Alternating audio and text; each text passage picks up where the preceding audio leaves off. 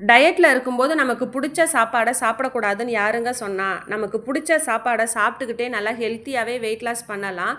அதே சமயம் கேலோரிஸ்லாம் கம்மியா இருக்கிற ஃபுட்டா எடுத்துக்கிட்டோம்னா, நமக்கு இன்னும் சீக்கிரமாவே வெயிட் லாஸ் ஆகும்.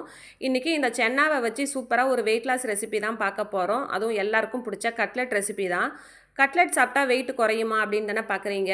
இந்த மாரி சென்னாவுல கட்லெட் செஞ்சு சாப்பிடுங்க. வயிறு ரொம்ப நேரத்துக்கு ஃபில்லிங்கா இருக்கும். இது கட்லெட்டுக்கு சைட் டிஷ்லாம் எதுவுமே தேவை கிடையாது. இதுக்கு நான் ஓவர் நைட் ஃபுல்லா ஊற வச்ச சென்னாவ எடுத்துருக்கிறேன். பிளாக் சென்னா, ஒயிட் சென்னா 2த்தையுமே கலந்து தான் எடுத்துருக்கிறேன். இப்ப இத ஒரு மிக்ஸி ஜாருக்கு மாத்திக்கிட்டு, காரத்துக்கு ஏத்த மாரி பச்சை மொளகா, ஒரு விரல் துண்டு அளவுக்கு இஞ்சி எல்லாத்தையுமே சேர்த்து கொஞ்சம் கொர கொரப்பா அரைச்சு எடுத்துக்கோங்க. இது கூட ஒரு பெரிய கேரட்டையும் துருவி சேர்த்துக்க போறேன். ஒரு பெரிய வெங்காயத்தையும் பொடியா கட் பண்ணி சேர்த்துக்கலாம். இது கூட 3 ஸ்பூன் அளவுக்கு கடலை மாவு, 1 ஸ்பூன் அளவுக்கு அரிசி மாவு, தேவைக்கேற்ப உப்பு எல்லாத்தையுமே சேர்த்து இந்த மாரி மாவ கொஞ்சம் கெட்டியா பெசஞ்சு எடுத்துக்கோங்க. வாசனைக்காக புதினா, கொத்தமல்லிய பொடியா கட் பண்ணி சேர்த்துக்கிறோம்.